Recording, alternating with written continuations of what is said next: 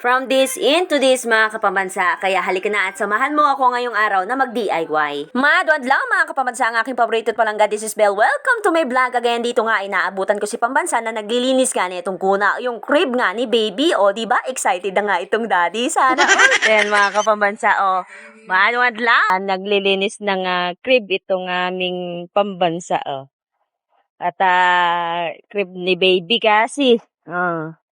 Salamat. Linisin natin tapos re-repair na din itong sahig. Para si bebe dyan na lang. Siyempre, brush ang daddy. Wow, sana all daddy. brush si daddy. Linis ng crib. Excited siyan. Nagalinis ng crib.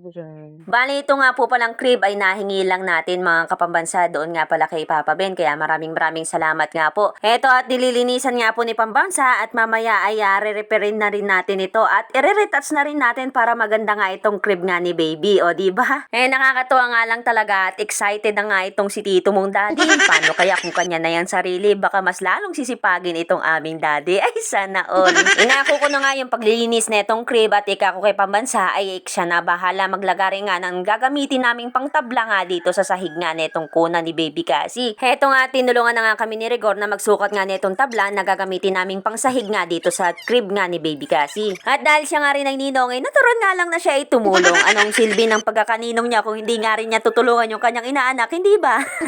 At habang nilalagarin nga ni Pambansa itong tabla na gagamitin nga namin bilang pangsahig nga dito sa crib ni baby, kakoy, reparan ko naman nga itong crib at dadagdagan ko nga ng pako at dahil yung mga pamangkuan nga ay nabubulok na at yung kahoy ay medyo inanay na nga rin. Siyempre, dadagdagan natin ng pakot para maging matibay nga ito.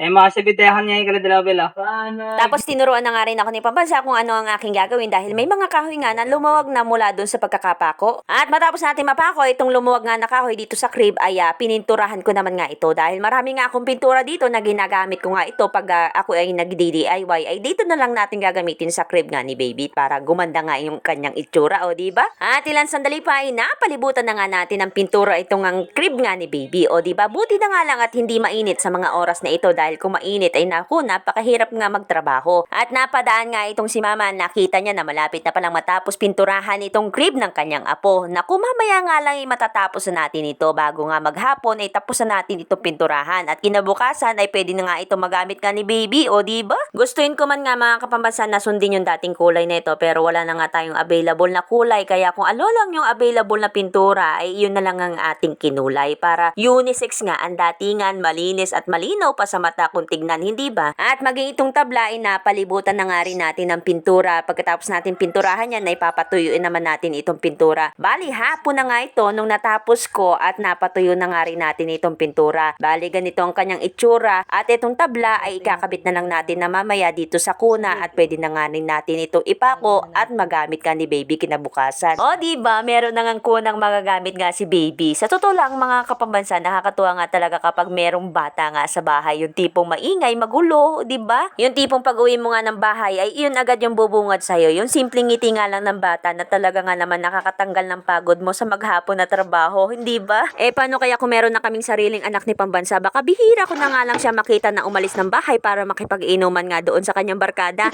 Kaso wala at hindi nga kami makagawa. Siguro ay mahina yung hulmahan. Aray ko. Ewan ko nga ba mga kapambansa kung bakit hindi nga kami makagawa-gawa ng bata. Abay lahat na nga ng posisyon ay nasubukan na namin pero wala pa nga rin. Aray ko. Siguro nga hindi pa napapanahon o baka hindi na nga darating yun. Tanging Diyos lang naman ang nakakaalam kung kami nga ay kanyang pagkakalooban. Pero ganun pa man, kami pa rin ay nananatiling masaya na magkasama nga ni Pambansa. O diba? Nga ni Pambansa ay okay lang na kahit wala nga kaming anak dahil kung meron nga kaming anak ay iiwan din naman kami ng aming mga anak pagkatapos namin mapakain, mapalaki at mapag-aral. Pero iba pa rin talaga yung feeling mga kapambansa kapag meron kang buo at sarili mong pamilya, hindi ba? Nga ang pagkakaroon ng pamilya ay hindi yan madadaya dahil iyan ay biyaya na nagmumula sa Diyos na siyang lumilika, hindi ba? Handa ka man o hindi, kailangan natin tanggapin kung ano ang ating kapalaran dahil iyan ay natatanging biyaya na sa Diyos mo lang makikita. So yan mga kapambansa, sa wakas ay natapos na nga rin natin ayusin itong crib nga ni baby. Bali patutuyuin lang natin ito ng todot para matanggal nga yung amoy ng tong pintura at kinabukasan pwede na natin itong ipagamit nga kay baby kasi. O diba? Ayos na ayos. At nailagay na nga rin natin itong tabla nitong kuna mga pambansa at naipako na nga rin natin yan dyan. Bali, hinati nga lang yan ng pambansa at para nga po magkasya nga dito sa kuna kasi hindi nga po magkasya ng buo dyan. And finally, natapos din ang pag-DIY natin dito sa kuna. O, diba?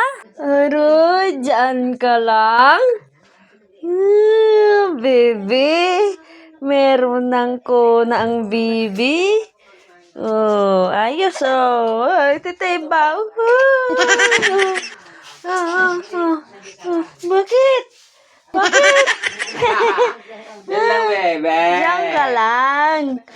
Para masanay ika. Medyo naninibago nga itong aming baby kasi, pero masasanay rin siya dyan. Napakalaking bagay nga talaga itong kuna, lalo na kapag sila lang naiiwan na mag-ina dito nga sa bahay. Hanggang dito na lang mga kapamasa. Salamat!